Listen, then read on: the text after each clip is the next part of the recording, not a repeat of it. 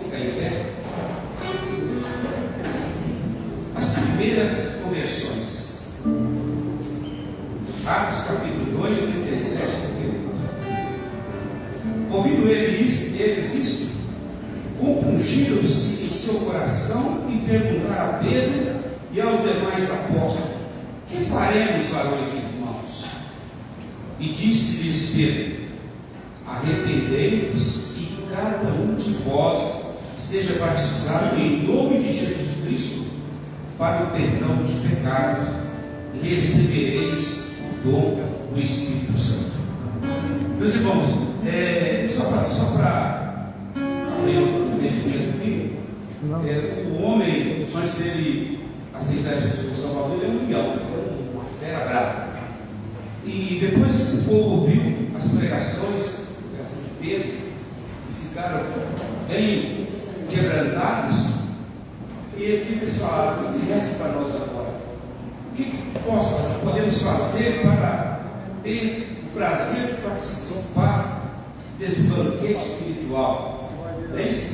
Aí Pedro falou coisas assim: só arrependei-vos e seja batizado, e recebereis o dom do Espírito Santo. Então o Espírito Santo só habita num templo que está totalmente transformado. Primeiro ele convence aquele templo que está sujo, né? Depois que ele convence, aí ele passa a morar ali.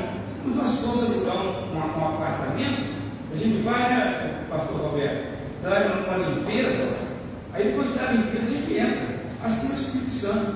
Depois que ele vai no coração do homem perdido e conversa: você está andando assim, assim, assim, você pode acarretar isso e sua vida. Então é melhor você deixar eu entrar aqui e fazer morada na sua casa.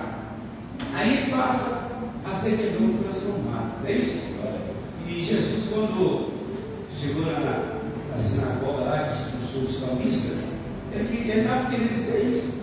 Que o nosso tempo, o nosso corpo é o tempo do Espírito Santo, e ele precisa ser consagrado, precisa ser santificado. Ele não pode ter mistura. Nós não podemos misturar com as coisas desse mundo. Nós temos que. Nós estamos no mundo porque vivemos aqui até um determinado tempo, mas não misturamos com as coisas do mundo. É isso? Que Deus possa nos abençoar e que nós possamos transmitir para as pessoas que, para receber o Espírito Santo, a primeira coisa que tem que fazer é crer no Senhor Jesus como único e eterno Salvador. Depois ele é selado com o Espírito Santo. Então é uma notícia que está lá em Efésios, né? Efésios capítulo 1. Então, essa história que só recebe o Espírito Santo quem fala a língua, isso é história, isso não é verdade. O Espírito Santo é quando a gente crê e aceita Jesus como único e eterno Salvador. Amém, irmãos? Vamos abrir nossos cantores no hino 412 e vamos cantar o hino e passar a palavra para o equipe de louvor. Seguida, para o pastor Hélio, para levar vocês.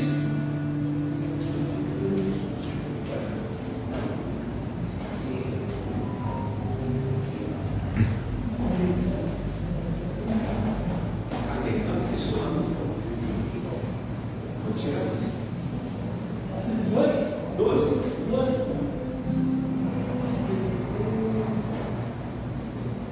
Quem está fazendo?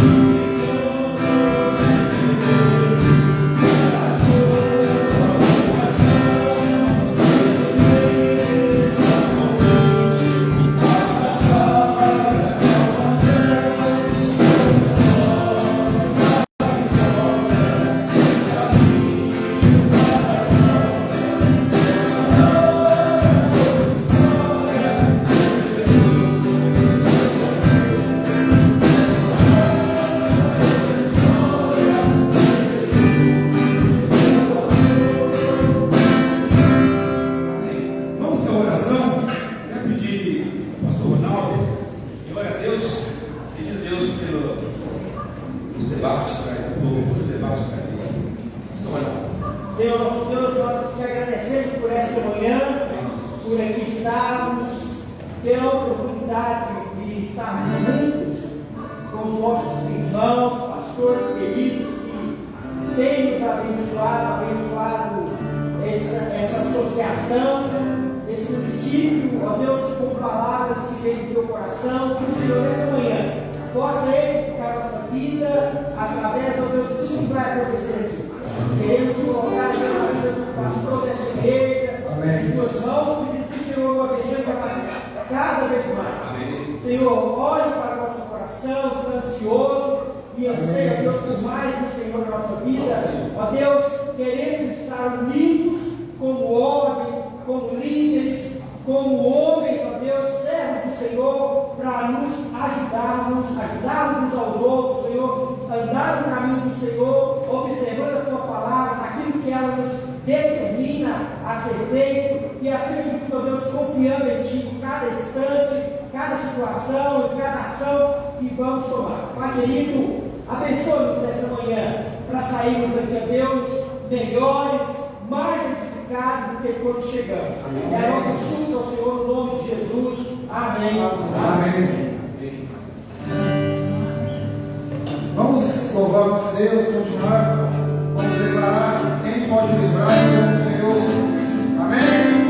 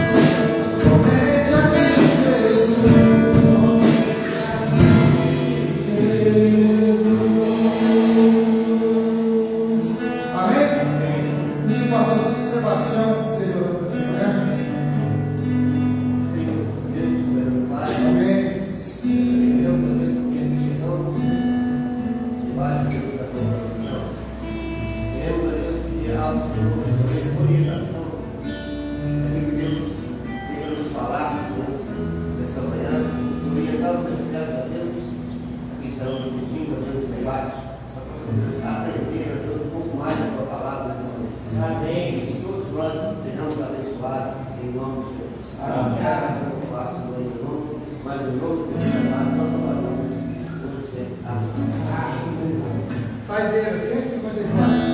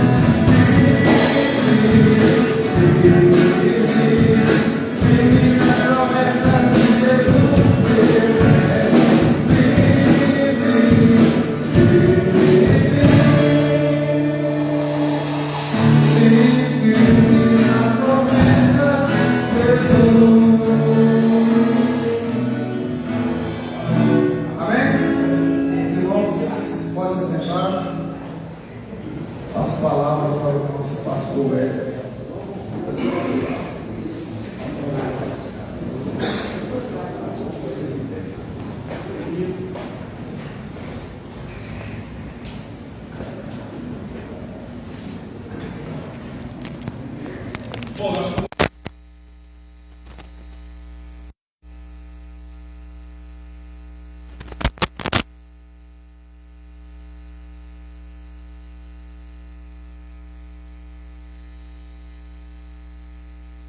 O pastor Esron vai distribuir um material aí, que é, vamos dizer assim, um material de apoio, né, para a gente conversar sobre aquilo que a gente precisa conversar hoje. Antes de qualquer coisa, eu queria falar sobre essa importância da gente ter esses debates. Oi? Não sobe não. Pelo menos até 3 anos atrás não subia.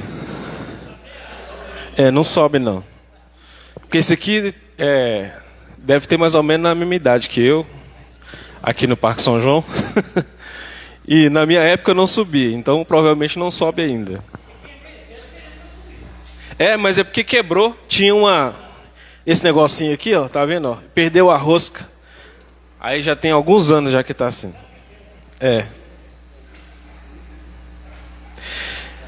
Bom, irmãos, falar sobre a importância desses debates. Há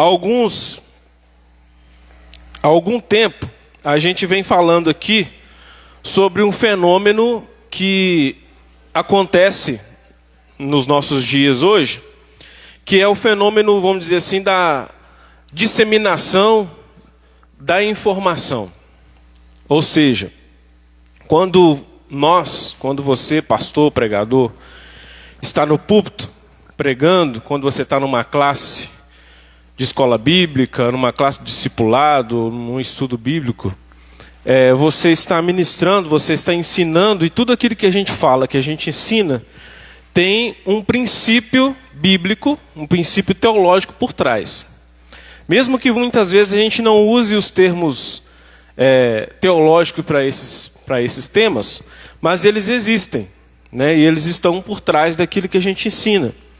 E hoje, como eu falei, a questão da informação, quando você está ensinando alguma coisa, pregando alguma coisa na igreja, muito provavelmente os seus membros estão pesquisando aquilo que você está falando. Principalmente quando você usa questões teológicas, bíblicas, né, de fundo doutrinário, as pessoas vão no Google e pesquisam aquilo que você está falando. Eu tive uma experiência há pouco tempo atrás disso. Eu citei um termo teológico lá num estudo bíblico que a gente estava fazendo na igreja e me esqueci da definição completa daquele termo. Aí eu dei uma definição assim mais rasa, né, porque eu tinha me esquecido, fugiu na mente na hora. De repente o irmão levantou a mão com o telefone na mão e falou: pastor, isso. Eu falei: obrigado, irmão, pela sua ajuda. Mas isso tem acontecido, se não aconteceu com você ainda, vai acontecer. Ou talvez você ainda não sabe o que está acontecendo. Que você está pregando, que você está ensinando, e as pessoas estão pesquisando, porque a informação hoje está acessível a qualquer pessoa. Como já foi falado em algumas oportunidades aqui, antigamente a palavra do pastor era a palavra final. Você falava com o seu membro: isso aqui é desse jeito, e os seus membros, né, confiavam na sua palavra, criam na sua palavra, e para eles era daquele jeito. Mas hoje você fala uma coisa e o seu membro vai para a internet, vai para o YouTube, e ele escuta 10, 20 pessoas falando o mesmo assunto de maneiras diferentes. Outro dia eu tive uma conversa com um membro da igreja sobre dízimo, porque ele disse que assistiu um vídeo no YouTube, onde a pessoa que estava falando sobre dízimo no YouTube falou que o dízimo não era bíblico, que era algo do Antigo Testamento. Aí eu tive que ir conversar com ele e perguntar quem que é a pessoa que falou isso, né? Quem é o pregador que te ensinou isso? Porque dependendo da fonte que você está bebendo, você já está bebendo água suja, né? Então, é muito importante que a gente traga temas atuais. A Bíblia é sempre atual, obviamente, mas temas que estão em voga aí no mundo que a gente está vivendo, porque nós, como pastores, como pregadores, como homens da palavra de Deus, precisamos levar conteúdo para os nossos membros que a gente saiba discutir, que a gente tenha condições de, quando vier alguém, né, com uma ideia distorcida, com um pensamento distorcido, a gente tenha argumento suficiente, biblicamente, teologicamente fundamentado, para que a gente possa mostrar para essas pessoas, falar, não, vamos aqui na Bíblia, que a Bíblia diz outra coisa, né? Vamos abrir aqui a palavra de Deus e vamos nos princípios que a Bíblia nos ensina, para que você veja que aquilo que você está ouvindo lá fora talvez não seja o correto. Então, penso eu que a importância desses debates perpassa por essa questão. A gente está tratando questões que são pertinentes para os nossos dias enquanto pastores e, obviamente, outras questões que são necessárias que a gente, enquanto pastor, continue se atualizando, continue estudando, continue aprendendo. O nosso debate hoje, vamos dizer assim, né, não vai ser necessariamente um debate propriamente dito, porque um debate propriamente dito, ele precisa ter dois expoentes, né? Ele precisa ter um expoente que pensa de um jeito e outro expoente que pensa de outro jeito. Acredito eu, pelo menos a minha fé, a minha fé me diz que hoje aqui nós não temos um expoente contrário, né? Que seriam os liberais, né? Os teólogos liberais. Penso eu que não há no nosso meio aqui esse expoente contrário. Se houver, não tem problema não, pode se manifestar também que, né, nós estamos abertos estamos abertos à controvérsia, né? Mas o nosso tema hoje, o tema central é a Bíblia como única regra de fé e prática. E nós vamos conversar, debater aqui sobre 3 perguntas dentro desse tema. Primeira pergunta: como lidar com o liberalismo teológico que afirma que a Bíblia precisa ser atualizada aos novos contextos sociais? Segunda pergunta: a Bíblia é mesmo inerrante e suficiente? E a terceira, que decorre da segunda: o que significa isso na prática? Ou seja, se a Bíblia é mesmo inerrante e suficiente, o que isso significa na prática?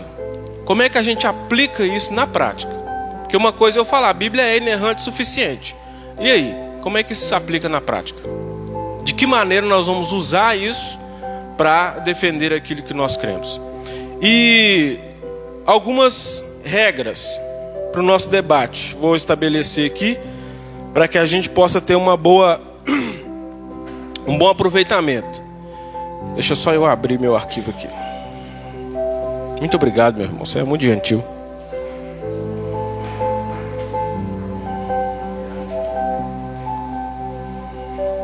Isso aí, o pai dele era diácono dos bons e aprendeu com o pai dele.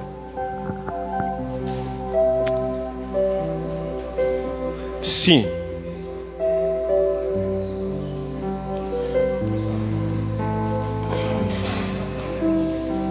Sim, por favor.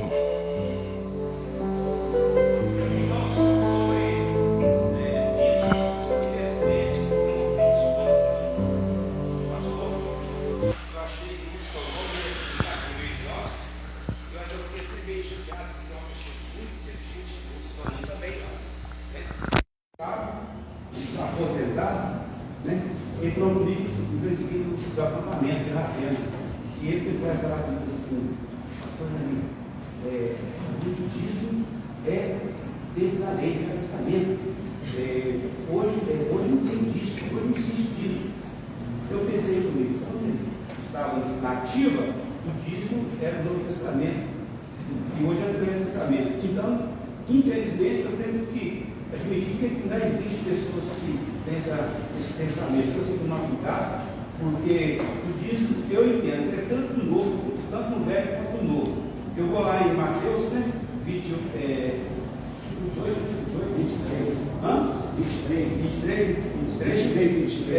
Devemos fazer essas coisas e não as outras. Então, tudo é bíblico, entendeu? E a gente, quando aposenta, às vezes a gente acha que não precisa mais de fazer algo de Deus. E tem que tomar cuidado. primeira pergunta que você fez. Deixa eu só interromper o senhor um pouquinho. Nós ainda não vamos discutir, irmãos. Nós vamos por partes. Primeiro eu vou falar aqui quais são as regras que a gente vai utilizar. Depois a gente vai entrar em pergunta por pergunta. E aí eu vou abrir espaço para os irmãos levantarem as mãos, darem as opiniões, fazerem perguntas, fazerem proposições. Então, se eu já fico na fila, o senhor já é o primeiro. Tá ok? Então vamos lá. Primeiras as regras. Na realização, essas regras depois no PDF, no grupo dos pastores, porque a gente vai utilizar essas regras constantemente nos outros debates, tá ok? Na realização de debates, os participantes devem falar e também ouvir sem interromper o outro.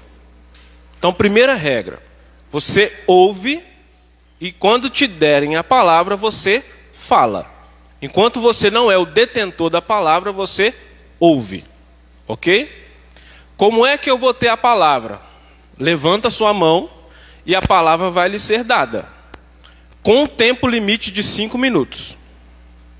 Tá? Então eu vou cronometrar 5 minutos. Por exemplo, o pastor Cláudio pediu a palavra, vou dar a palavra a ele e vou cronometrar 5 minutos. 5 minutos ele tem para falar. Se ele usar os 5 minutos, ok. Se ele não usar, terminou a palavra antes dos 5 minutos, encerrou a palavra dele.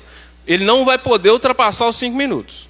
Que depois vai ter o outro que está na fila. A gente vai. Vou até pedir o pastor Esron para anotar para mim, para fazer a fila bonitinha de quem pediu a palavra. Depois passa-se a palavra para outra pessoa. E aí a pessoa que falou, se quiser falar de novo, entra na fila de novo. Tá ok? Primeira regra.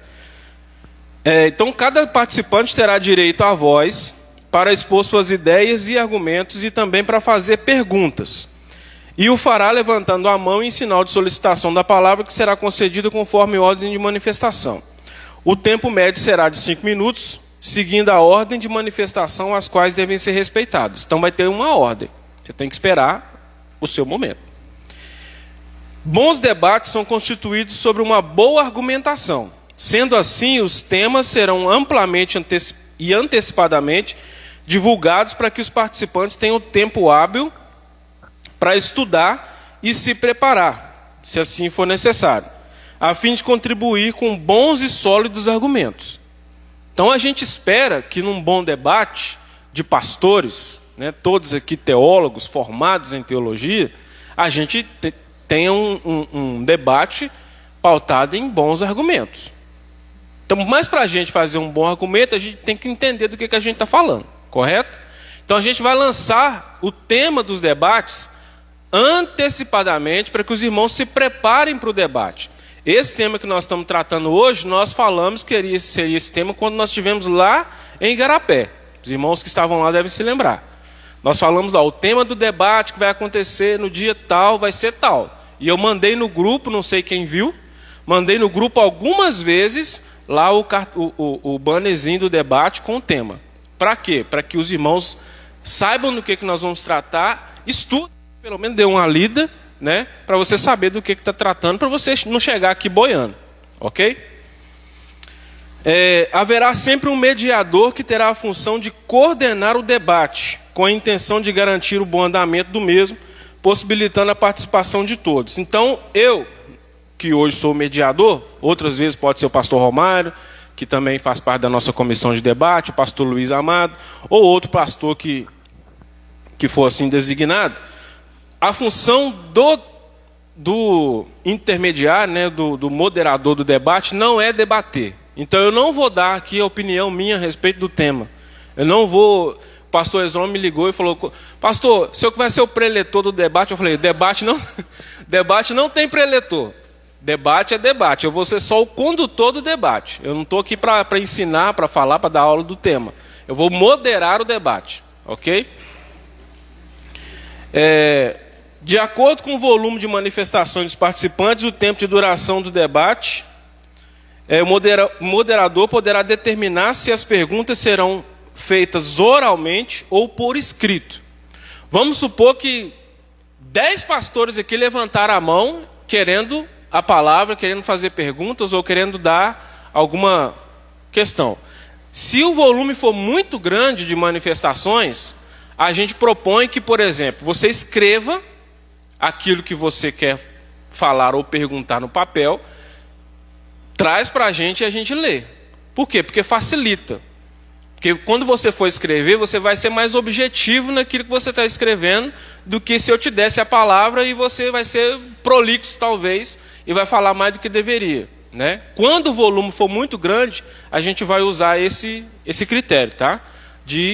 Irmãos, façam por escrito e me dê, aí eu leio aqui, e aí, se for uma pergunta, o debatedor responde. Se for uma pergunta para outro pastor, você pode fazer também. Vamos supor que o pastor Felipe levantou a mão ali, a gente deu a palavra para ele, ele fez uma afirmação a respeito do tema que nós estamos tratando. Só que o pastor Ronaldo discorda daquilo que o pastor Felipe falou. Ele pode fazer uma pergunta diretamente para o pastor Felipe. Entendeu? Ele pode levantar, se manifestar e fazer uma pergunta diretamente para ele. E aí ele vai ter o direito de responder a pergunta que foi feita diretamente a ele. Ok? Então essas são as regras básicas para o nosso debate. Alguma dúvida, alguma pergunta sobre as regras? É muito?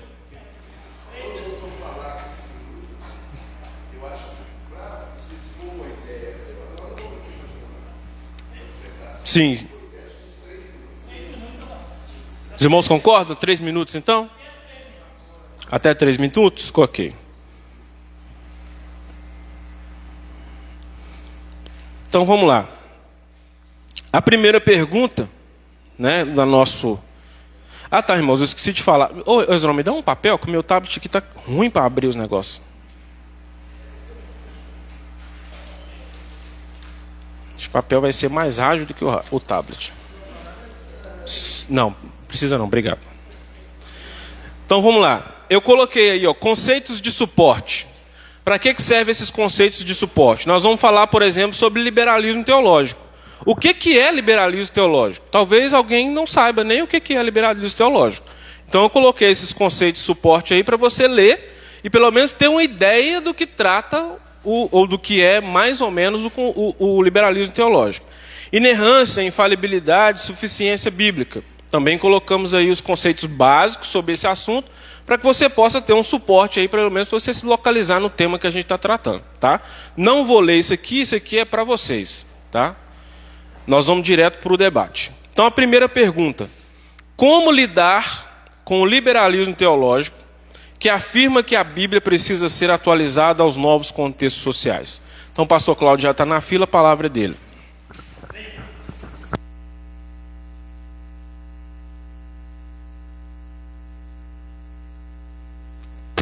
Da influência bíblica.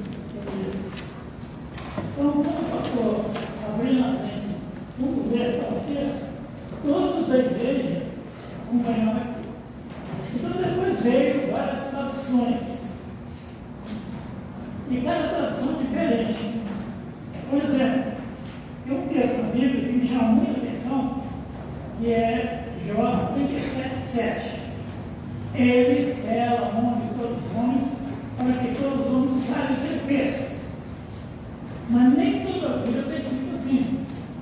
Entendeu? Que a Bíblia está totalmente fora do assunto. Agora, isso hoje é uma coisa atualizada. Você vai no banco, você usa a impressão digital, a sua carteira de identidade é digital, o seu título de eleitor é impressão digital. Quer dizer, a impressão digital que hoje tem hoje é um documento que eu tenho. E está na Bíblia. E tem um cara de Paulo lá que modificou. Se você abrir lá uma Bíblia, Jó 37:7, está totalmente diferente do que a imprensa bíblica publicou há 100 anos atrás. Segundo, pessoas fazem tradução da Bíblia segundo os seus pensamentos, defendendo a sua doutrina, como os da renovação, os pentecostais, o sistema de Jeová e assim por diante. Então, e outra, que a Bíblia ela é permanente, não há necessidade de modificar. Quem está lutando para modificar a igreja é a igreja católica, porque ela quer colocar na Bíblia os mandamentos da igreja católica, que não tem na Bíblia.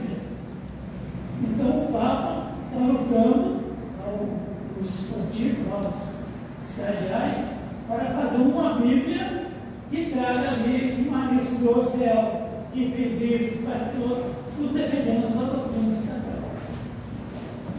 Então, eu acho que a primeira pergunta que esse amigo precisa ser atualizado, sim, atualizado pelo nosso português. Porque muitas palavras que usamos antigamente, hoje não usa mais. Né? Mas o sentido é o mesmo. Não modifica o sentido da palavra. Chegou os perguntas? Chegou.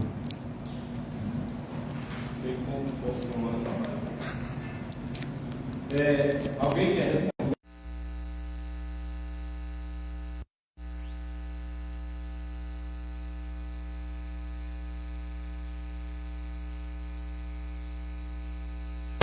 O pastor Cláudio citou. No texto que eu estou usando aqui assim faço com que as pessoas fiquem em casa sem poderem trabalhar, para que todos saibam que é Ele quem age. Vou tentar com outra tradução para ver se está diferente. É Jó quanto? Jó 37. E aí, se ninguém fizer, eu vou fazer uma pergunta para você.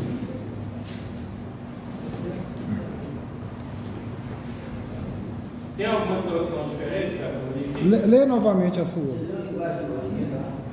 Assim faz com que as pessoas fiquem em casa sem poderem trabalhar, para que todos saibam que é Ele quem age. A minha está totalmente diferente. Jó 37:7. Ele sela as mãos de todo homem, para que conheçam todos os homens a sua obra. Parece que até outro texto. Um livro corrigido fiel. Como é que está mesmo? Como é que você falou que está? Como é que está ele?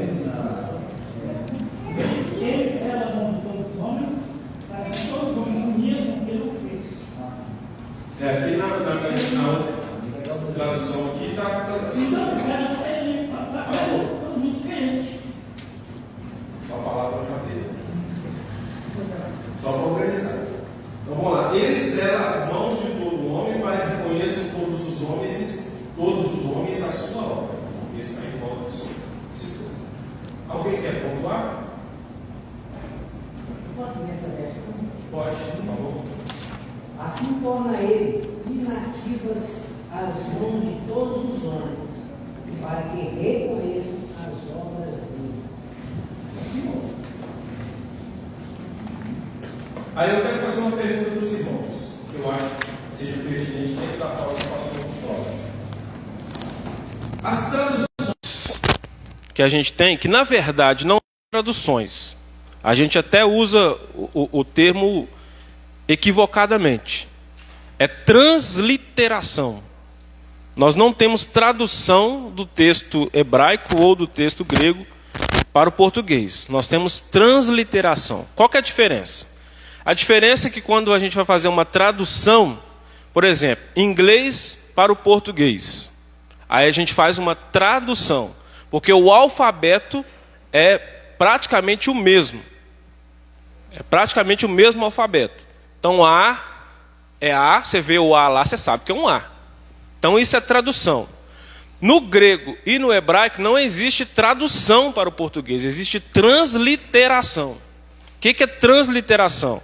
É a gente ir na palavra original, entender o que essa palavra original quer dizer e transliterá-la para o português, ou seja, encontrar uma palavra semelhante que tenha um sentido semelhante ao original, que não necessariamente vai ter uma grafia igual ou parecida com a original, mas o sentido busca ser parecido com o original. Então, primeiramente, esclarecer isso. Só um minutinho, pastor. E aí a pergunta que eu faço para vocês, dentro disso. Esse problema que o pastor Cláudio expôs aqui, que é um problema de traduções ou de transliterações, ele deveria, de fato, ser um problema para nós? Primeiro, pastor Anani, que levantou a mão. Quem? William primeiro? Então, pastor William.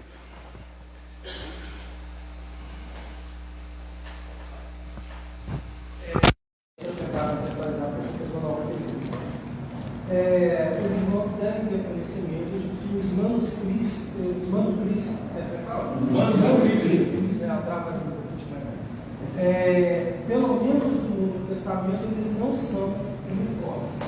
Tem o texto do Mar Morto e tem o que eles chamam de textos recépticos. E algumas traduções, tanto do inglês como tem a Bíblia King James, e do português tem a Almeida Corrigida Fiel, que é a King James, elas buscam respaldo para a tradução para a consideração no textos recépticos. As demais traduções da Imprensa Bíblica Brasileira buscam nesse outro texto dos manuscritos do Mar Morto, que são diferentes entre si. Os próprios textos da língua grega são diferentes. E então, as novas traduções, elas já não buscam mais os textos recépticos, que é o da Almeida Corrigida Fiel, até da Almeida Revista, corrigida, que são os textos que nós encontramos maior base de sustentação das Escrituras Sagradas. Aí nós vemos essa atualização no próprio título da Bíblia Almeida e atualizada. Só que acontece um outro fenômeno, a gente vai ter que discutir o sentido da palavra atualizada para o nosso tempo, porque atualizada lá na Almeida, ainda que busca um manuscrito mais recente, a sua base, ela busca atualizar a linguagem, conforme o pastor Paulo falou. Só que hoje a palavra atualizada, ela está querendo omitir pecados e então atualizar a prática. Isso por causa de uma militância. Então, assim, nós temos que ter cuidado com o sentido da palavra atualizada, porque atualizar a linguagem é diferente de omitir pecados por causa da política do politicamente correto. Então, acredito que o foco da nossa discussão é isso. Não é atualizar o sentido, porque a gente vai ver textos mais recentes que nem são traduções nem transliterações, são paráfrases. A Bíblia é a mensagem, a nova tradução do Evangelho de hoje. E quando se começa a fazer paráfrases, omitindo certos textos para evitar o confronto com o pecado, é aí que está o nosso problema. Não sei se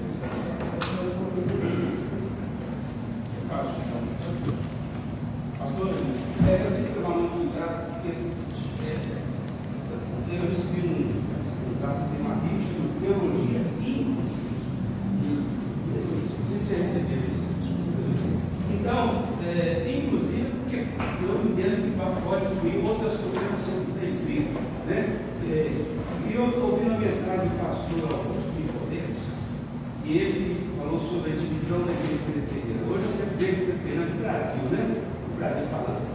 E era universal, era a igreja presbiteriana aqui nos Estados Unidos. Então, nos Estados Unidos, ou apoiar o homossexualismo, então é tudo normal, entendeu? Então a igreja presbiteriana do Brasil dividiu, porque eles não concordam com essa ideia de eles lá em casa, casamento do mesmo sexo, né? Então aqui não concorda. Por exemplo, saber que pode for da Bíblia, que se ele for concordar com uma coisa que inclui a mais na Bíblia, está alterando a palavra de Deus. Entendeu? Eu acho que ela pode ser, como o pastor Cláudio falou, ela pode ser atualizada, mas sinonimamente falando, e não mudando o sentido da palavra, dando apoio ao pecado. Mais alguém na fila? Aí eu insisto na pergunta que eu fiz anteriormente. O problema das traduções, o pastor Anani tratou, o pastor William tratou, deveria ser um problema para nós?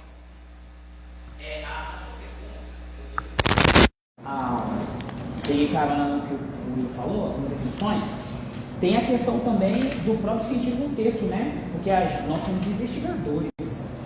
Então, por exemplo, quando a gente tem a questão das traduções, e hoje nós temos outras disponíveis para a gente entender tanto o sentido do texto, quanto, por exemplo, o valor daquela perícope do texto para a nossa discussão. Às vezes a gente está discutindo algumas coisas relacionadas a parte de texto e a gente não leva em conta o contexto. E de fato, né, a gente como teólogo, investigador bíblico, o que se espera da gente é que a gente faça isso. Então, às vezes, nas discussões, a gente perde, às vezes, o sentido que nós estamos falando, porque a gente não fez o dever de casa, que era investigar o texto, saber em que contexto ele está colocado, em que contexto ele é aplicado. Vale lembrar que o pastor Wagner, na semana passada, sabe? Ele citou sobre a hermenêutica subjetiva, né? E isso é muito corrente no nosso tempo, né? Com vários pastores. Eu tenho aqui um texto aqui falando sobre a teologia do processo, teísmo aberto, a própria teologia liberal, que ela está misturada com alguns movimentos de crescimento de igreja. Então, se a gente não preserva o sentido do texto na íntegra, então a gente vai criar discussões, às vezes desnecessárias, em relação ao período do texto. Então, a nossa tarefa da hermenêutica, ela sendo bem feita, ela salvaria a gente desse buraco do sentido dos textos. É o que eu penso. Mas alguém quer levantar a mão? Pastor Wellington, a questão da pergunta que eu fiz, se isso é um problema para nós, eu acho que é um problema para nós quando a gente encara a nossa questão tradicional.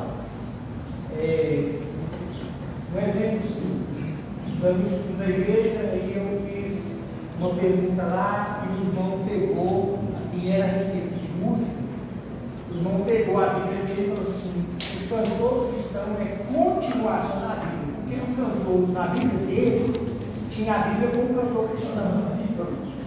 E aí eu falei assim: o cantor cristão é continuação da Bíblia, então gerou outra discussão, né? Então a nossa questão é tradição. Eu gosto da Bíblia cheia, gosto da tradução, da transliteração mais antiga, ela me dá muitos sinônimos, sabe? Para mim isso é bom. Para algumas pessoas, que é o meu público, não é bom, porque eles não conseguem entender determinadas palavras que tem na Bíblia. Então, assim, eu estou preso, nós estamos presos. A questão tradicional, a minha Bíblia tem que ser essa. Foi assim que eu aprendi, que eu vivi desde os tempos antigos. Eu aprendi assim, o pastor ensinou assim, e hoje não pode mudar para mim. E para pastores também. Para que haja uma transliteração ou qualquer segmento que ele escreva uma Bíblia, ele pode fazer. Desde que 30% dos verbos sejam diferentes do que já está escrito. Então a gente tem vários tipos de Bíblias aqui, e dentre elas várias traduções de determinadas palavras. A imprensa bíblica, ela fez uma Bíblia agora, a Nova Almeida atualizada, ela contou cerca de 7.000 verbos, e desses que foram cortados, nenhum deles está no original, de maneira que não prejudicou a leitura. Vai ser uma Bíblia menor agora, mas você consegue ler ela com menos tempo do que seria a Bíblia antiga, e não prejudicou, foi colocado lá, as pessoas que traduziram estavam lá e eles explicaram tudo que seria feito, então não prejudicou a linguagem original que foi feita. Então, e a gente tem visto um crescimento de segmentos aí, cabe a nós realmente investigar. Na verdade, essa é a nossa posição, de investigar. Porém, eu não quero fazer isso.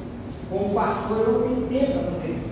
E isso acaba me prejudicando, porque chega pessoas com linguagens novas, inclusive aqui eu já ouvi 2 vezes, um termo assim, mais que um linguajar mais popular, agora é a saideira, da música. E que isso prejudica? Nada, não prejudica, mas em determinado lugar, certamente, não poderia ser usado. E o senhor também usou uma palavra que eu acho interessante isso, porque isso está no nosso meio, nós estamos falando isso, só que quando a gente vai para algo dessa natureza, aí acaba que a gente levanta pelo lado do tradicional, não pode mudar. O texto que foi falado de Jó 37,7, como o pastor Pedro explicou, se você ver o contexto do negócio, é isso mesmo, cara, é isso mesmo. Deus retém para que a gente confie nele, para que a gente dependa dele. Só que não é que Deus retém, é porque há um espaço de tempo na natureza que não tem como plantar, não tem como colher ele. Então é preciso realmente que Deus nos sustente. Da mesma maneira, na igreja também. A igreja é Deus que sustenta.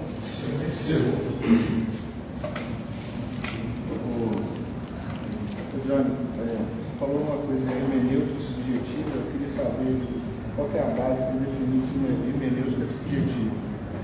Oi? Qual que é a base para definir se uma hermenêutica é subjetiva? Bom, na verdade, esse termo, nem sei se tem especificação aí.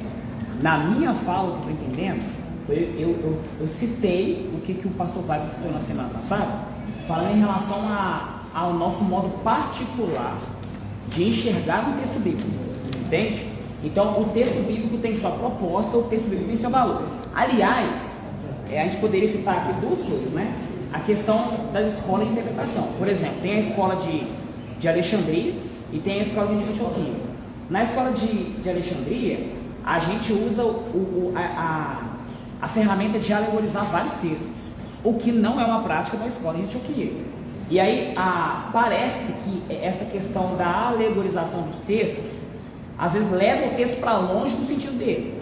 E aí nesse sentido hoje, por exemplo, alguém que pega um texto, por exemplo, um exemplo, Filipenses 4,13, e fala sobre posso todas as coisas naquele que me fortalece, ou tem tradução que é em Cristo que me fortalece, que é até melhor.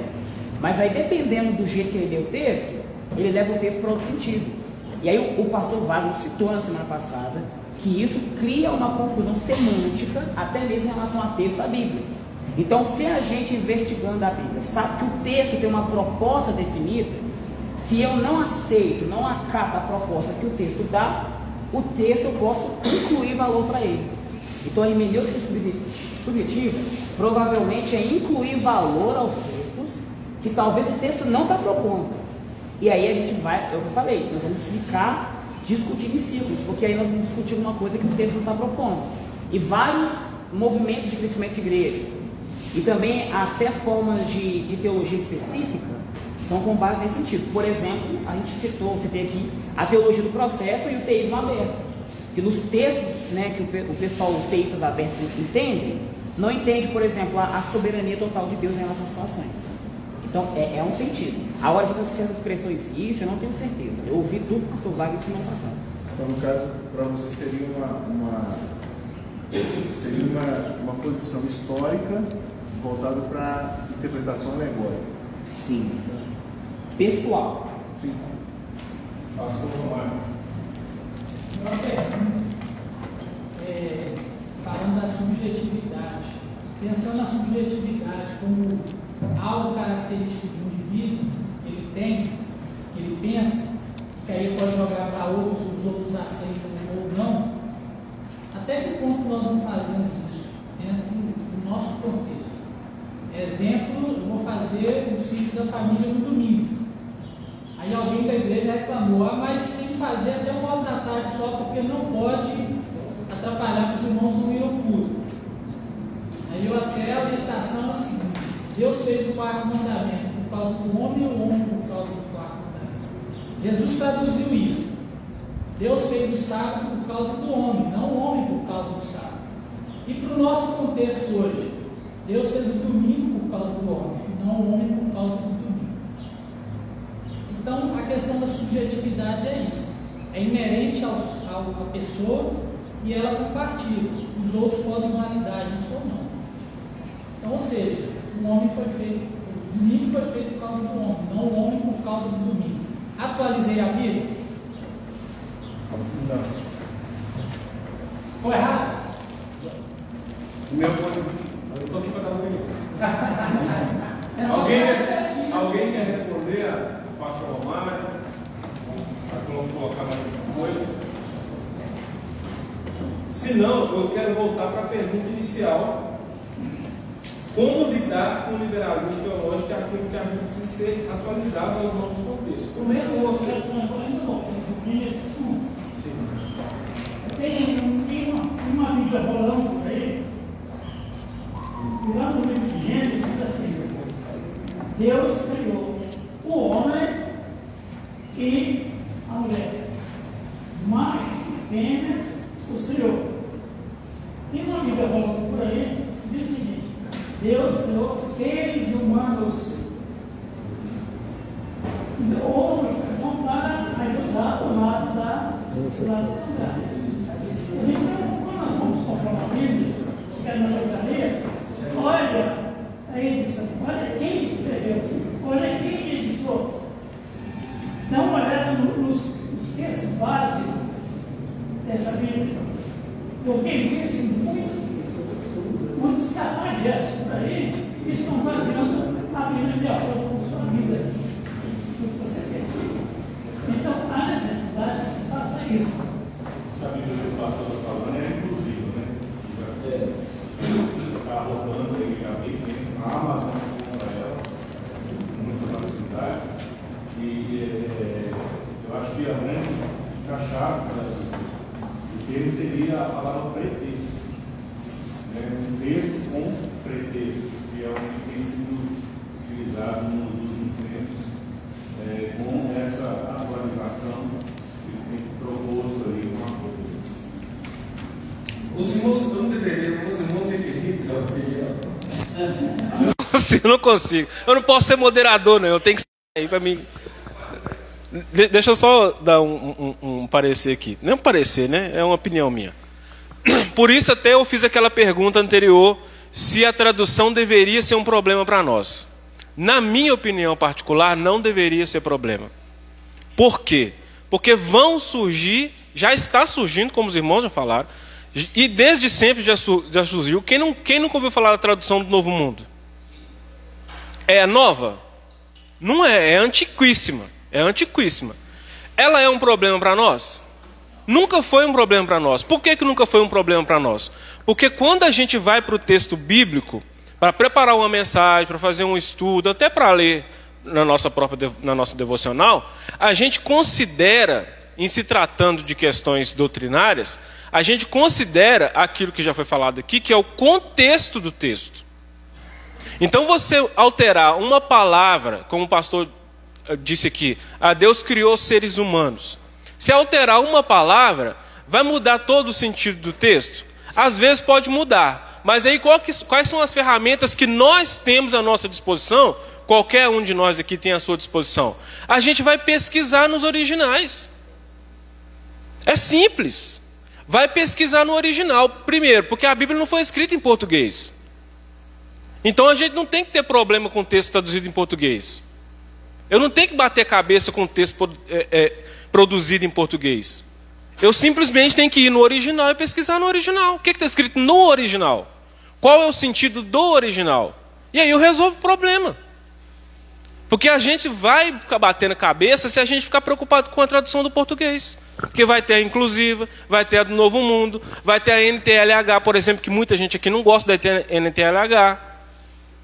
Se a gente for discutir a tradução em português, a gente sempre vai ter problema. Como é que a gente resolve isso? Vai no original.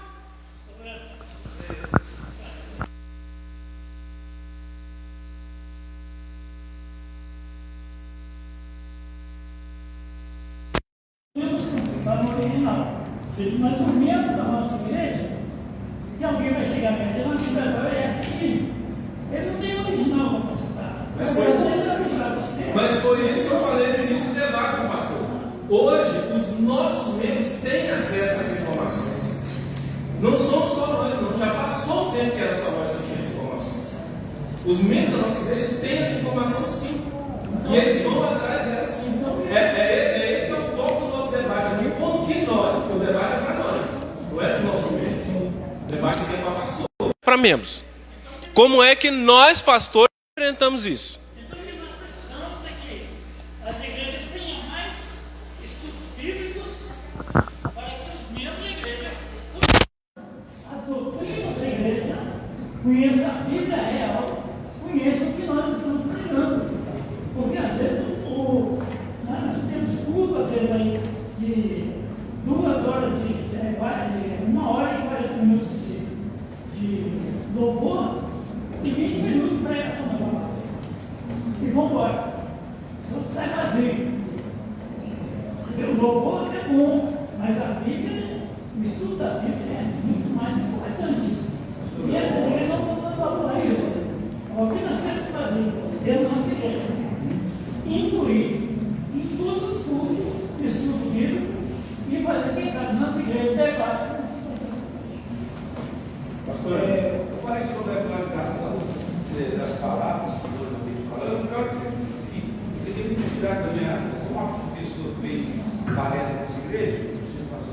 exemplo, lá na sociedade civil do Brasil. Esse versículo, por exemplo, ele acha que a dignidade já mudou em algumas Bíblias, né? Esse, por exemplo, aqui em 2 Reis, capítulo 18, né? Capítulo 18, versículo 38. Está escrito assim: então caiu o fogo do Senhor e consumiu o holocausto, e a lenha, e as pedras, e o pó, e ainda lambeu a água que estava no rio. É uma palavra que, no mundo atual de hoje, dá muita interpretação como o nosso ser humano só anda com a maldade dentro da cabeça. E dentro da igreja nós temos elementos assim, infelizmente temos. Então ele falou que precisa mudar essa palavra. O rego é um córrego, mas ele vai interpretar diferente. Por isso que a imprensa bíblica entendeu que as palavras é necessário mas mudar o sinônimo, não fazer a outra que eu permiti, igual o Zé Carlos ensinou disso.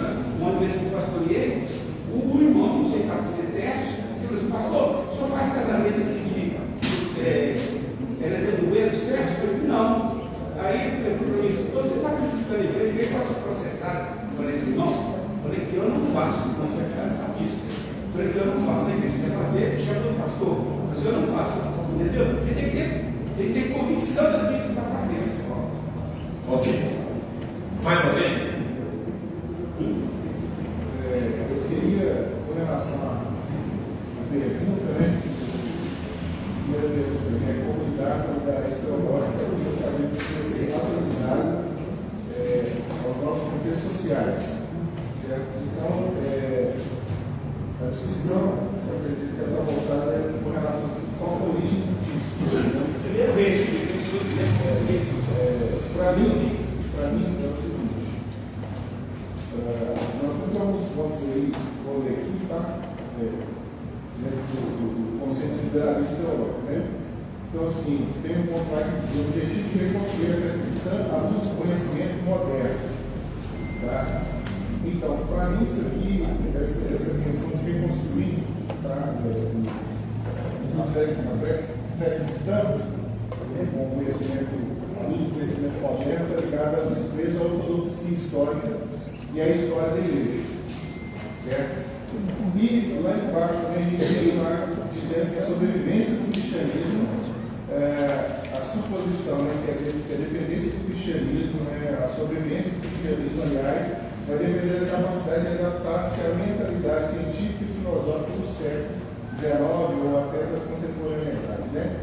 Então, essa questão do liberalismo teológico, ela nasce primeiro, para mim, do desprezo à ortodoxia histórica, né, e também da história da igreja, e uma suposta resiliência dogmática, que seria o fundo da discussão em si, né, da discussão da atualização da Bíblia. Vamos folgar, né, vamos abrir precedentes, ou seja, vamos flexibilizar a fé, vamos flexibilizar os princípios dogmáticos, né, porque a Bíblia hoje, o discurso do pessoal é esse: a Bíblia ela é incapaz de responder a perguntas contemporâneas, certo? Então, talvez o erro esteja em pensar que a Bíblia é o livro de resposta a todas as perguntas da humanidade. Não é a função primária da Bíblia responder todas as perguntas da humanidade. Não é a função. Para mim, a função primária da Bíblia, né, informar a humanidade em qualquer tempo histórico, o plano redentor de Deus diante do estado condenatório e pecaminoso em que a humanidade está. Certo?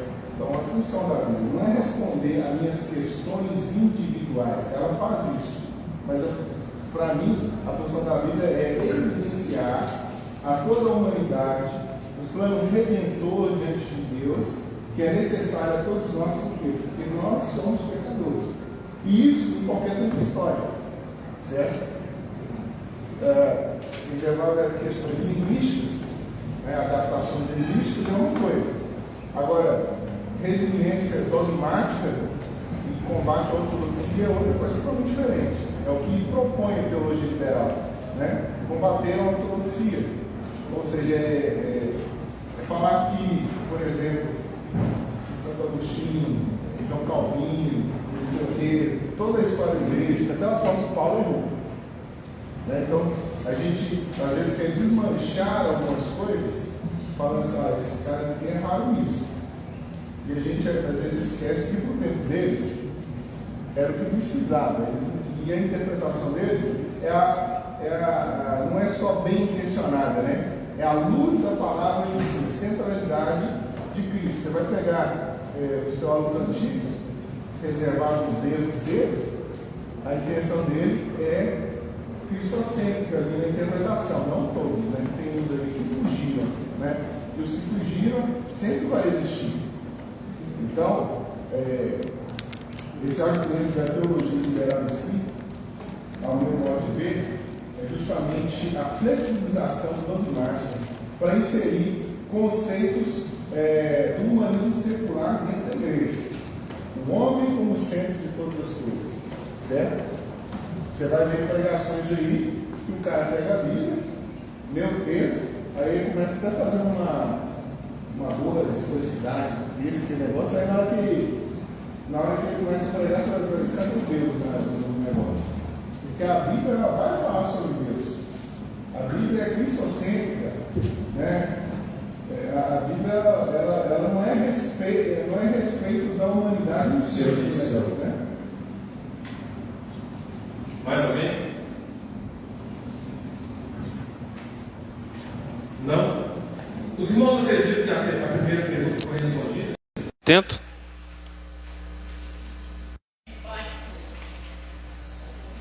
Sim ou não? Então está claro para os irmãos de que maneiras nós podemos lidar com essa questão do liberalismo hoje em dia? Cada um de nós aqui tem, vamos dizer assim, capacidade de tratar isso com as suas ovelhas se isso surgir lá no seu arraial? Ok? Eu estou fazendo essa pergunta porque o objetivo do debate é esclarecer, né? Se alguém aqui falar, eu não sei lidar com isso não sei o que eu vou fazer, não. Levanta a mão. Pastor. Levanta a mão primeiro, pastor. Pode falar.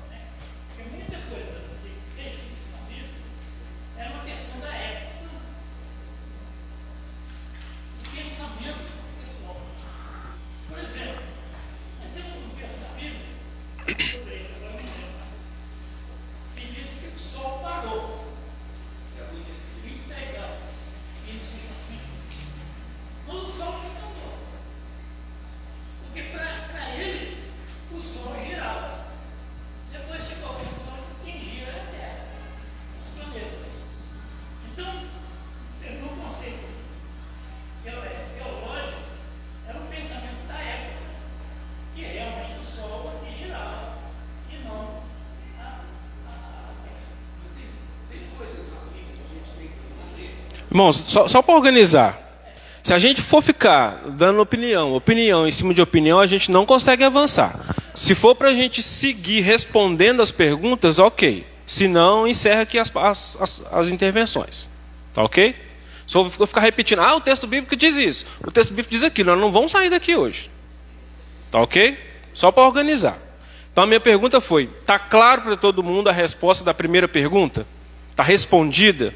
Como que a gente liga? Então vamos para a segunda pergunta. A Bíblia é mesmo inerrante e suficiente?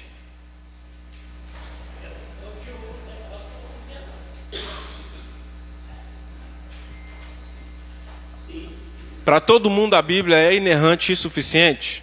Alguém tem dúvida a respeito disso? Inerrante. Inerrante. Inerrante, irmão. Inerrante. Todo mundo sabe o que é inerrante e suficiente? Pergunta de conselho. Então, se a Bíblia de fato é inerrante e suficiente, o que isso significa na prática? Como é que a gente lida com isso na prática? Porque no meu ponto de vista é fácil de dizer, não, a Bíblia é inerrante e suficiente, ela é a nossa única regra de fé e prática, como é o nosso princípio aqui, ela é infalível, Mas como é que isso se aplica na prática do dia a dia? Diante de algumas falas, por exemplo, que a gente tem ouvido por aí, né, eu creio que os irmãos também já ouviram, como, por exemplo, a própria expressão, né, que gerou aqui a pergunta primeira. A Bíblia precisa ser atualizada, né? Porque se a gente entende que a Bíblia precisa ser atualizada, é porque ela, né, está faltando alguma coisa, ela não é suficiente. Precisa de algo a mais que não foi revelado, precisa de algo a mais que não foi escrito aqui para que a gente possa torná-la suficiente. Então ela deixou de ser suficiente, né? Pode falar aí, pastor.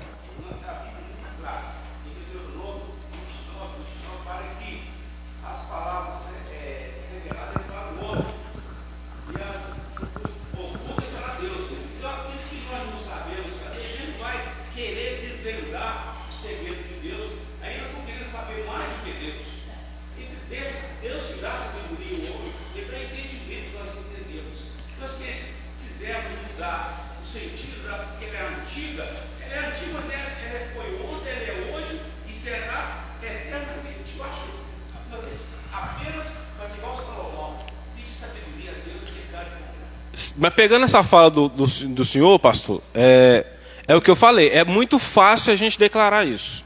Principalmente para nós que somos pastores e cremos nisso com toda a convicção nossa. É fácil para nós dizer, não, porque a Bíblia é suficiente, ponto. Mas quando um membro da sua igreja vier com argumento, ele não vai vir desarmado. Ele não vai vir sem argumento. Deixa eu chegar lá. Como é que a gente faz com isso? Vou dar um exemplo. Como é que a gente prova? Porque uma coisa é eu dizer, não, a Bíblia é suficiente. Como que eu provo que ela é suficiente? Com que tipo de argumentos eu tenho para indicar a suficiência da Bíblia? Então vou dar um exemplo básico. A gente vai encontrar alguns textos bíblicos que têm aparentes contradições. Por exemplo,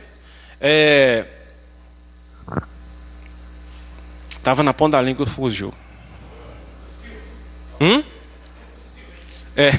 Tava na... Judas, qual? Posso citar aí. Por exemplo, pode ser. Esse é um exemplo, por exemplo. Né? Como é que a gente trata esses textos que têm aparentes contradições? Porque quando alguém vem para dizer que a Bíblia precisa ser atualizada, ela não vem do nada. Ela vai trazer para você uma questão bíblica. Por exemplo, essa. E tem outras. Como é que a gente resolve isso, pastor Esdron? O Antigo Testamento, que fala que Deus ele não é homem para que minta, nem filho do homem para que se arrependa. Então é um texto, são dois textos que a pessoa vai chegar e falar, mas a Bíblia fala que Deus se arrependeu de ter feito o homem. Né? Aí depois vem aquele texto, né, em Números, que fala que Deus não é homem. Aí depois entra naquela questão, né, teológica, que vai explicar que era o pensamento de Moisés se aproximando mais próximo do pensamento do homem em relação a Deus, querendo dar o exemplo. Aí nós temos que provar para ele dessa forma. Vou dar um outro exemplo ligeiramente aqui agora, pastor Antônio vai se lembrar. Nós estávamos na penúltima reunião que nós tínhamos, inclusive foi lá no Barreira, onde o pastor Wagner falou, citou o termo que o pastor João falou da reunião subjetiva, e veio uma irmã da igreja do pastor João conosco, a irmã Noeli, que era inclusive professora da escola católica da igreja do João. Ela foi perguntar para nós assim, pastores, a Bíblia diz que Deus não nos prova além de nossas forças. A Bíblia diz isso? Diz? Sim ou não? Mas aí Paulo, escrevendo aos Coríntios, se não me engano, acho que é aos Coríntios, ele diz lá, fomos provados além de nossas forças. E aí? Se a Bíblia diz que Deus não nos prova além de nossas forças, como que Paulo declara que ele foi provado além de suas forças? Como é que a gente resolve isso? Aí vem o caso do contexto. Saber qual contexto o mundo está falando do outro está dizendo. Isso aí vai muito em relação a essa questão contextual da palavra. Sim, mas aí, né, se fosse que além do raciocínio pastor, eu vou chegar no problema, porque são declarações opostas. Exatamente. O contexto não vai resolver uma declaração oposta. Porque se são contextos diferentes, não vai resolver declarações opostas. São declarações totalmente opostas. Uma diz que Deus provou Paulo e os seus companheiros além de sua esposa, e o outro diz que Deus não prova ninguém além de sua esposa. São declarações totalmente opostas. Como que eu resolvo isso? Vamos falar, pastor André.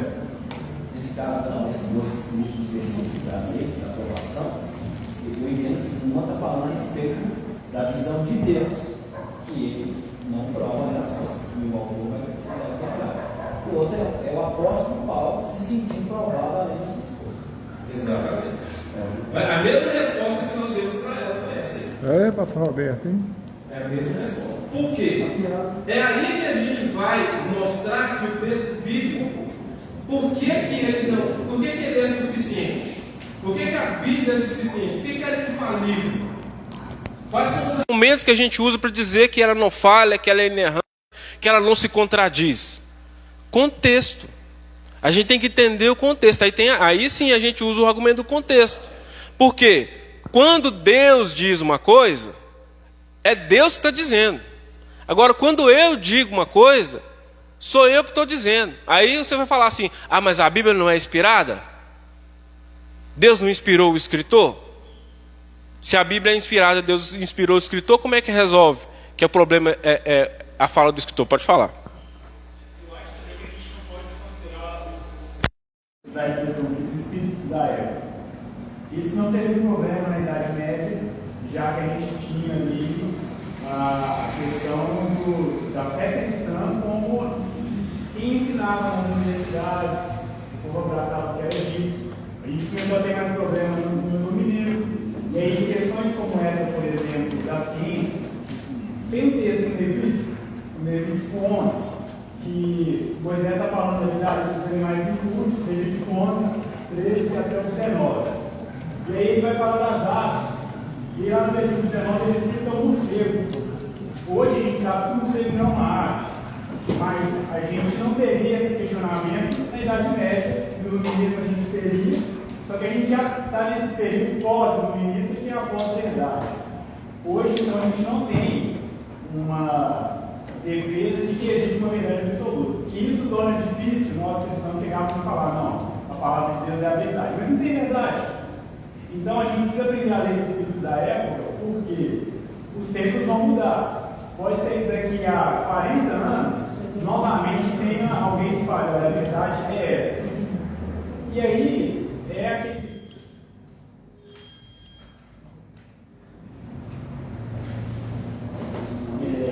eu acho que aquele bom e velho texto de Abacuque 2:4, que ele aparece mais 3 vezes no Novo Testamento, que se verá pela fé, porque olha só, os pressupostos científicos, a gente também tem uma parte de fé para acreditar em alguma coisa.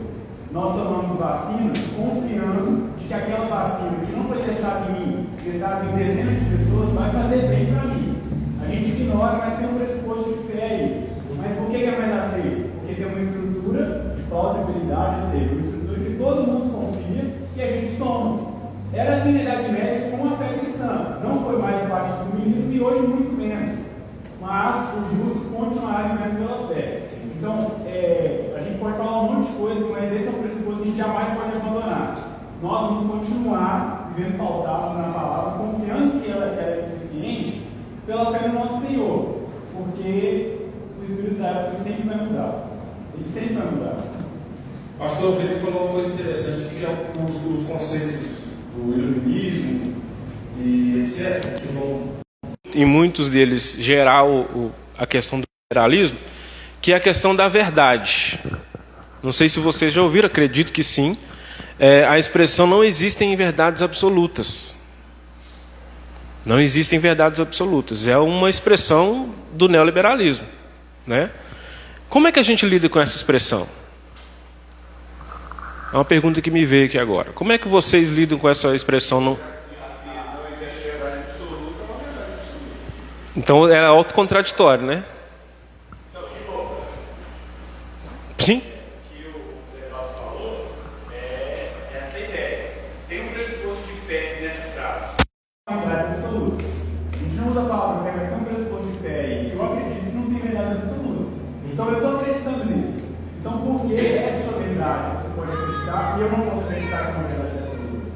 Sim. Então uma coisa contradiz a outra e isso não deixa de ser uma crença que se torna absoluta. Isso é melhor que o Bíblia se irmão, pastor. Humanamente falando, porque tem verdade absoluta, sim. Em João capítulo 5, 6 fala que ele diz: é o caminho, a verdade e a vida. Se ele é verdade, ele é a verdade absoluta. Sim. A questão da verdade, ela pode ser absoluta ou relativa. Por quê? Porque é verdade para você, pode não ser para mim. Então, para mim, ela não é absoluta, ela é relativa. Para você, ela é absoluta. Então, como que a gente vai chegar a esse consenso? Por Deus da fé. Aí, deixa eu dar uma opinião depois. Depois você pode me xingar depois. Pode me xingar depois. Mas eu entendo que não existe verdades relativas. É impossível existir uma verdade relativa. Porque se ela é relativa, ela não é verdade. Se é relativo, não é verdade. Você já viu uma meia mentira? Não existe meia mentira. Existe uma mentira ou uma verdade. Por isso que eu concordo plenamente com o que o pastor Ana acabou de falar. Jesus disse: eu sou o caminho, a verdade e a vida. Ele não disse: eu sou um caminho, uma verdade e um tipo de vida. Eu sou o caminho, a verdade e a vida. Então, toda verdade, para que ela seja de fato verdade, ela tem que ser absoluta. Porque se ela for relativa, não é verdade. Pastor John. Tem uma premissa muito interessante que a gente geralmente usa nos canais, que é assim: a verdade ela não precisa de sustentação. Agora, uma coisa subjetiva, ou uma verdade relativa, ela precisa ficar reforçando ela o tempo todo. Então, por exemplo, não é nem sentar aqui porque eu estou aqui agora. Eu estou conversando com alguém que tem um padrão de comportamento. E ela nega, ela não quer ver aquilo, ela muda o discurso dela, ela omite aqueles fatos, mas no curso da vida dela, aquilo é uma rotina que, tipo assim, quem está de fora e está olhando para o comportamento dela não tem como falar daquilo que está acontecendo. Então, um exemplo que vocês falam da verdade, a verdade mesmo, ela não tem que ser o tempo todo validada e sustentada, porque ela acontece. E acho muito legal o que o pastor Filipe falou sobre a questão da fé, é porque até mesmo o incrédulo, né, o que contrapõe as coisas que a gente fala, ele precisa ter uma base de fé para isso. Então, assim, às vezes a gente pensa que só a gente é que está lidando com uma questão difícil, que é o pressuposto da palavra de Deus através da fé. Não, todo mundo está lidando. O ateu, para defender o que ele fala, ele precisa acreditar naquilo. O judeu, o católico, o espírita, então, todos estão colocando isso. A questão é como que a gente, nosso contexto pastoral, relaciona com a verdade. E no nosso caso, eu acredito que a grande maioria entende que Cristo é a verdade absoluta. Como que a gente se relaciona com esse fato consumado? Não é? E aí, a forma como que a gente se relaciona com esse fato consumado facilita para o mundo entender o que a gente está falando. Por que é importante isso, irmãos? Aí eu até reforço aquilo que já foi falado aqui, mas acho que é interessante a gente reforçar. Quando a gente trata isso aqui entre nós, é consenso. É consenso nosso, amém? Tudo que nós estamos tratando aqui, geralmente é consenso nosso. A questão nossa aqui, para que a gente saia daqui pensando nessas coisas, é como que eu vou lidar com essas questões quando... Não é se não, viu, irmãos? É quando. Quando um membro da minha igreja ou um recém-chegado, recém-convertido, vier tratar dessas questões comigo. Quando um membro da minha igreja vier para mim e disser para mim, por exemplo, né, como eu citei para os irmãos aqui o exemplo, fala: não, mas eu acredito que o dízimo não é obrigatório. Porque Paulo diz lá: cada um contribua conforme propôs no seu coração. Ainda usa o texto bíblico como fundamento. Como é que eu vou lidar com isso? Como é que eu vou levar essa pessoa para dentro da Bíblia e vou fundamentar ela para que ela entenda e compreenda que o que ela está dizendo está errado? Porque uma coisa é muito fácil, eu dizer, não, irmão, tem que ser, é obrigatório. E aí uns, lembra, pastor John, uns vão dizer, quem não devolve o dízimo é ladrão, e ladrão não vai para o inferno. E ladrão não vai para o céu, ladrão vai para o inferno. Pastor, levantou a mão primeiro lá.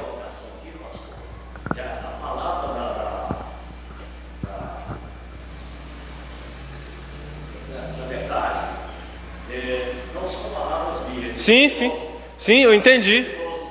Não, a gente entendeu, pastor. A gente entendeu. Pastor Roberto, depois pastor Anani.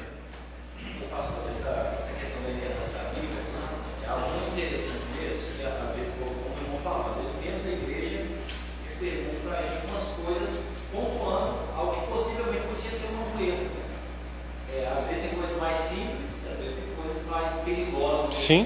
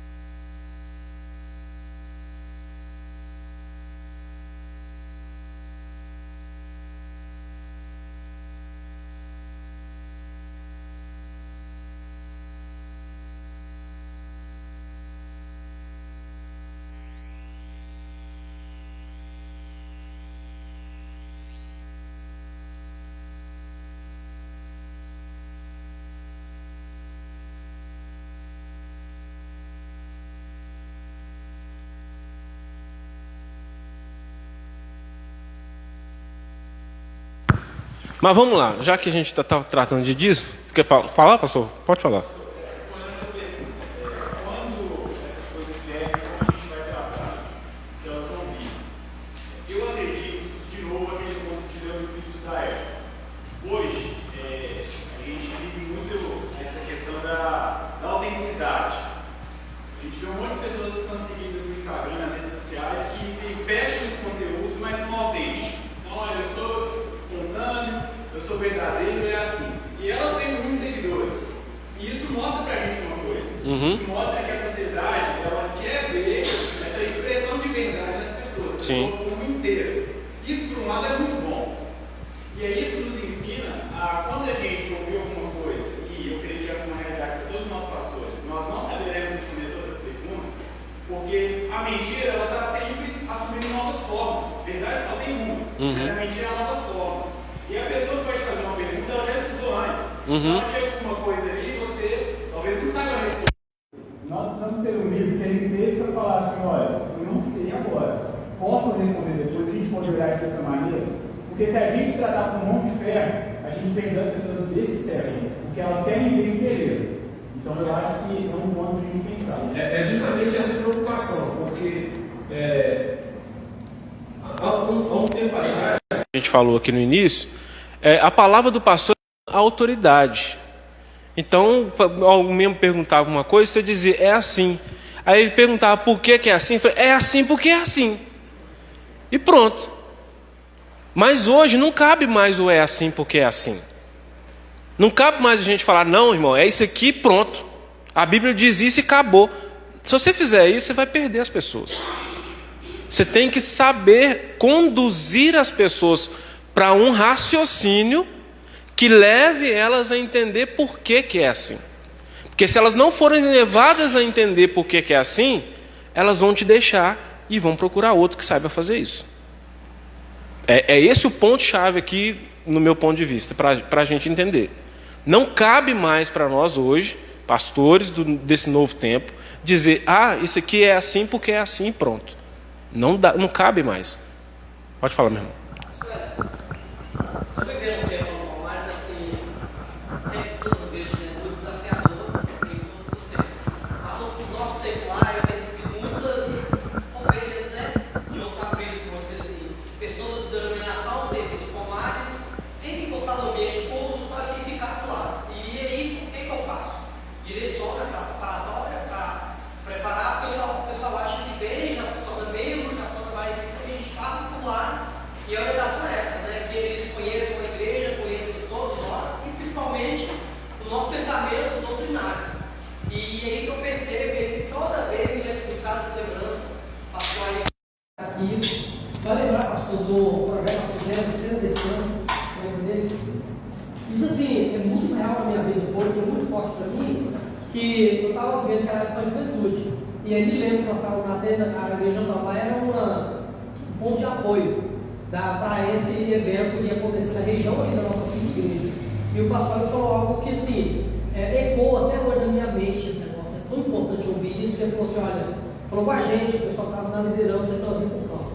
Fala, as pessoas estão aí, todo mundo sedento de Bíblia. O que ele falou para hoje, a mesma coisa. 15 anos, né, pastor? 15, 20 anos atrás. Uns 15 anos essa tese que aconteceu.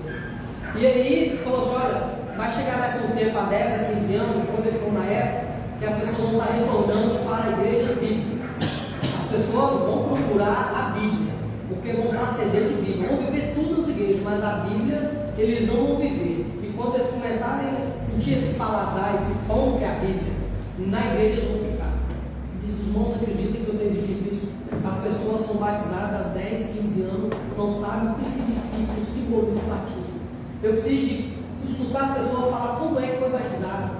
O acontecimento, não é falar que engraçado de batismo, não. Como é que foi que aconteceu o seu batismo? O que te levou a se batizar? Gente, os irmãos, os pastores, coisas muito lindas. Não, eu estava indo porque a turma ia batizar e eu não podia fazer parte do coral. Por isso que batizei. Então, assim, tantas coisas sem significado nenhum. Então, isso é o mínimo. Mas aí os irmãos vão chegar, por exemplo, a questão da ceia. As pessoas veem a ceia como exatamente não só uma bênção espiritual, mas uma bênção física. A ceia para eles curam a dor de cabeça. E eu escuto isso na classe preparatória, eu estou com 15 na minha classe preparatória que vieram, não preciso levar todo o nome de igrejas, mas pastores, assim, então a Bíblia, eu tenho muito que aprender com os pastores, muito na questão da liderança, mas a suficiência da Bíblia é muito suficiente. As pessoas quando chegam e quando começa a Bíblia, por mais rápido que seja, elas são satisfatórias, porque o mundo não tem nada de Bíblia. Amém. Mais alguém? Sim, perdão, pastor. Tinha assumido o compromisso de não falar de debate, eu vou trazer o compromisso de falar. Porque hoje é meu aniversário, eu saí de casa. Olha, gente, então canta parabéns hoje, hein? Não se exalte lá, tá? O coração é subindo. Mas dentro dos 3 minutos, né? As perguntas são muito boas, você tem muito bom. Quando fala que a Bíblia se a Bíblia precisa ser atualizada, a resposta é não.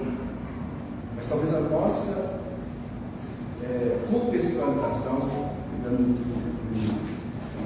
para a aplicação da Bíblia precisa ser sempre atualizada, porque nós vamos estar a cada dia diante de pessoas diferentes, não para mudar a Bíblia, mas para mudar as pessoas. A Bíblia é mesmo importante e suficiente, né? Essa é uma tecla que eu tenho batido aqui, eu já até trouxe uma palavra para os pastores tempo atrás sobre isso, que para nós ela é suficiente, ela é importante, mas na nossa prática nós não gostamos disso. Porque nós temos muito mais livros sobre a Bíblia do que a Bíblia. As nossas pregações, elas falam muito mais de livros e de autores que leram e comentaram a Bíblia do que sobre a Bíblia. Uma pós-graduação que nós fizemos em teologia sistemática foi nos proposto o seguinte: nós pegamos o texto, o original, a cópia do original, porque não existe o original, são cópias que foram feitas, não tem texto bíblico original, o autógrafo, né, do autor original. Uma informação importante. Como que isso chegou até nós? Eles ditavam 20, 30 amanuenses no escuro, copiavam a Bíblia, cavavam no papel e mandavam para cá, mandavam para cá, mandavam para cá. Essas cópias foram colocadas em potes enterradas e é elas que nós temos. E 95% delas são idênticas, mas 5% não. Então, nós não temos o original. Mas foi nos proposto nesse curso pegar um pedaço desse pergaminho, uma foto dele, né? E a gente fazer a interpretação de um versículo da Bíblia, 4 pessoas, sem consultar nada, só lendo e traduzindo do grego para o hebraico. Nós gastamos 4 pessoas, 2 meses para fazer a tradução de um versículo, e tinha ali umas 15 equipes, e todas as traduções ficaram diferentes de um texto bíblico. Então a gente tem que pensar nisso. Agora, nós hoje, nós temos acesso à internet, nós temos acesso a livros, nós temos acesso à biblioteca, à vontade, e usamos pouco a Bíblia. Eu comecei a fazer aquele curso, o pastor Hélio estava lá, prega a palavra. E eu fui embora, fiz só o primeiro, porque no momento lá, eu fui explicar por que o meu texto era, por que aquele texto era expositivo. Alguém apresentou lá um texto, por que era expositivo, eu disse assim, porque ele contém o texto da Bíblia. O professor não mas ele não é expositivo só porque contém o texto da Bíblia. Eu falei, não é só porque contém, principalmente porque tem que ter o texto da Bíblia. Uma das maiores igrejas do mundo, acho que lá na Coreia, né? E dando testemunho, o que ele faz para a igreja? Só prega a Bíblia. Só. Vocês podem procurar na internet, só prega a Bíblia todo dia. Leia a Bíblia e prega, sem citar autor, sem citar livro, sem citar nada. Os livros são importantes para a igreja. A gente fica devagando muito vendo comentário desse cara, comentário daqui, comentário daquilo. Outro dia eu dei parabéns que alguém postou que o pastor William falou, né? Eu estou cansado de figurinha de Hernando, está aqui. Eu pego lá, a pessoa, a gente está, assim, os caras são bons, mas nós temos que produzir o que é nosso, né? O pastor Hélio está escrevendo os livros, as reflexões, nós temos que dar valor a isso, mas principalmente a Bíblia. Se desafie, né, a encarar a Bíblia como ela sendo realmente suficiente e relevante, a pregar a Bíblia, leia o texto completo na sua mensagem. A gente lê um versículo e cita 1001 coisas, 1001 ilustrações, e 40 minutos de pregação, tem 30 segundos de Bíblia. Pregue a palavra, pregue a Bíblia, né? Mas esse tempo do Senhor, a gente deu um bom de 1 minuto e meio. Já que o senhor se recusou a falar, a gente deu um bom de 1 minuto e meio. O que ele aniversário faz? Mais alguém? Sim.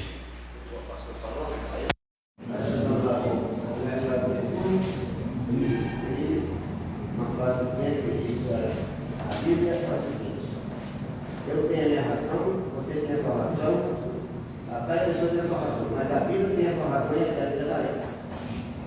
Então, aqui no seu profecia também sabe que é muito bom presente de que é literalmente essa palavra. Amém. Pastor, até já acabou, né? Até 10h30. Pode falar, pastor Roberto. Muito importante mesmo. Eu sou pregador, eu não sou jogador, tem pouco tempo assim, que eu assumi o compromisso da igreja de estar sempre pregando. E eu, assim, eu me policio muito para que eu não erre naquilo que eu estou trazendo para a igreja. Eu acho que a Bíblia não se Espírito Santo e ficando preso ali, vamos dizer assim, na Bíblia. Eu escrevo boa parte da mensagem, todo argumento, toda frase. A gente cria as frases, escreve, né, apontando para a verdade do texto bíblico, E sempre eu coloco um versículo para afirmar aquilo que eu tirei de lição. Para colocar para a igreja que está ouvindo, aquilo é base da Bíblia, que é a palavra de Deus. E a palavra de Deus é quem tem poder. Então, como os irmãos dizem, a gente está vivendo realmente um tempo onde as pessoas, algumas pessoas, e muitas até, estão desejosas de ouvir a palavra de Deus, porque sabem que essa palavra transforma. Então, eu tento sempre colocar os versículos citados, gosto muito da questão do sermão temático, eu familiarizo mais com ele, e coloco justamente para não fugir. Quanto mais eu citar a Bíblia e falar aquilo ali, menos eu vou falar alguma coisa de minha experiência minha ou de algumas outras pessoas. E eu creio que dessa maneira a chance de errar é mínima, quase zero.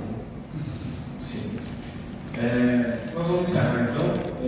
A gente espera que aquilo que nós propomos aqui como intenção principal tenha sido atingido, que é o objetivo da gente repensar as nossas posições em relação a questões que são cotidianas para nós hoje, né? A questão da homossexualidade é uma realidade, né? A questão do dízimo é uma realidade ainda maior ainda, né? Tem muitos, não são poucos irmãos, são muitos membros de igreja, principalmente alguns que vieram de outras denominações, que não enxergam o dízimo como a gente enxerga, né? E eles vão vir com argumentos bíblicos até, para dizer que o dízimo não é bíblico, ou que não é obrigatório, que é uma disposição do coração, como eu citei aqui. Eu falei isso porque eu já ouvi isso de ovelha da igreja, de membro da igreja, que como Paulo disse, né, conforme propôs o seu coração. Se o meu coração não propôs nada, então eu não vou dar nada, né?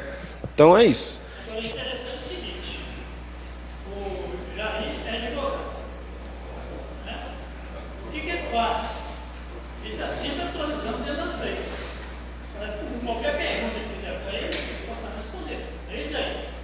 Agora, nós temos que atualizar dentro da Bíblia. Se nosso livro de cabeceira. Quer dizer, aí não é atualizar a Bíblia, é atualizar a gente, né? Temos examinando as Escrituras. Sim. Não trazendo aquele texto, João 5, 24. É examinar para que você possa responder. Uhum. E o que eu falo ali, apesar da complexidade, é uma coisa muito séria. Eu não sei tudo. Uhum. Eu posso te responder depois. Sim. Eu posso pesquisar e depois te dar a resposta. Porque às vezes faz uma pergunta para mim e tem uma coisa duvidosa. Diz assim, se você ler no livro de Mateus, a genealogia de Jesus é uma, de Lucas é outra. De Lucas é totalmente diferente. Os nomes não batem. Você não pesquisar por que aconteceu aquilo, imagina no livro de José ou de Maria, você não pode responder para ninguém. Pois é. Amém, irmãos? Deus nos abençoe e até o próximo. Ainda não definimos tema e nem data. Se alguém quiser sugerir algum tema, pode ficar à vontade, tá? E quando a gente tiver alguns temas aí mais controversos, a gente vai tentar levantar expoentes contraditórios, tá? Uma pessoa que pensa, por exemplo, acho que esse não vai acontecer, né? Amilenismo e pós-milenismo, né? Dicotomia, tricotomia, né? Amém?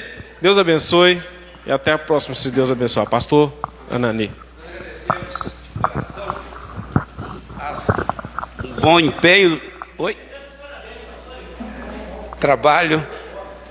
O trabalho do pastor Wellington. E Deus abençoe ele tecnicamente. Trabalho da comissão. Agradeço aos irmãos também pelas ideias, o pensamento. Ele divide o campo das ideias, mas Deus é o mesmo, não é isso? E todos nós sabemos que Deus nos iluminou. Amém? Vou passar a palavra para o pastor Vitória, no meio da ofertória.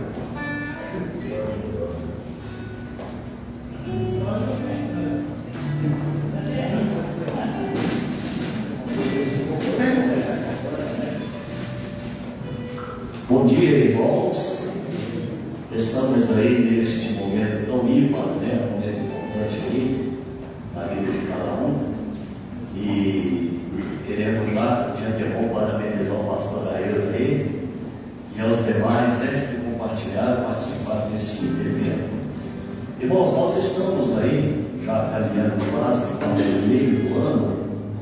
e a nossa confraternização está se aproximando. E a gente precisa fazer um excelente evento. Para isso é necessário, termos aí a cooperação, a contribuição dos irmãos. Nós temos algumas outras receitas aí que vem da associação, vem da ordem do Estado, mas nós precisamos também da nossa contribuição. São R$15 o valor de cada um, para a gente poder estar tendo a nossa confraternização familiar, pastoral, no final do ano, com a data que for determinada. Então a gente vai estar, nesse momento, os irmãos vão estar apresentando um cântico, e o irmão que tem a sua oferta, essa oferta que a gente coleta também aí, para estar auxiliando aquele que pode precisar, então pode estar colocando ali, certo? Obrigado. Amém? Vamos ficar todos de pé? Vamos estar cantando o hino 295, primeira, segunda e última estrofe.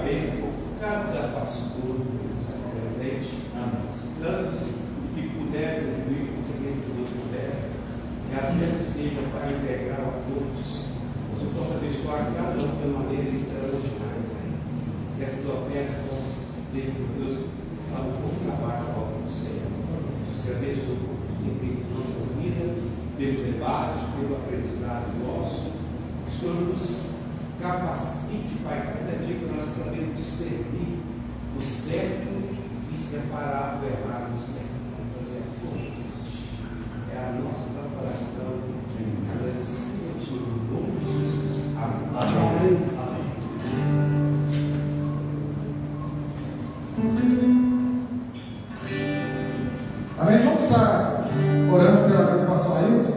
A seu filho também faz hoje? Sua filha, então fica então. Representa os dois. Está orando. E se o Espírito Santo tocar no nosso coração, a gente canta parabéns. Beleza? Senhor, meu Deus e meu Pai, nós colocamos a vida do pastor Ailton, meu Pai, nas tuas mãos, ó Deus. Mais um ano de vida, Senhor. Pai, cubra ele, Senhor, com as tuas bênçãos, Pai, dando ele saúde, Pai, e continue, Senhor, dando ele disposição sempre para te servir, Pai. Deus, a tua filha também, Deus, completa mais um ano de vida, Senhor. Então a festa está completa. Deus abençoe essa jovem, Pai. Cuida dela onde ela estiver, na escola, em casa, Senhor. Que ela possa crescer não somente na sua estatura, mas no conhecimento da palavra, Pai. Que ela possa, Senhor, pegar os exemplos do seu Pai, o pastor Ailton da igreja, os ensinamentos, ó Pai, e também os cultos, Senhor, louvores ali daquela igreja, Senhor, abençoada. Cubra ela, Senhor, com a tua proteção, Pai. Livra, Senhor, ela, Senhor, de todo o mal. E aproveitando, nós colocamos os estudantes, adolescentes, essas crianças, Senhor, que têm sido alvo de ataques nas escolas, Senhor. Pai, vem, Senhor, proteger e guardar, Senhor, as crianças, os estudantes em geral, Senhor. Todos aqueles que estão em escolas públicas ou escolas particulares, Pai. Que o Senhor venha guardar, que o Senhor venha edificar, Senhor, cada ambiente, Senhor, escolar, cada ambiente estudantil, Senhor. Pai, muito obrigado. Essa oração nós oramos, agradecemos em nome de Jesus. Amém. Só maior. Parabéns para você, essa data querida, muitas felicidades, muitos anos de amor.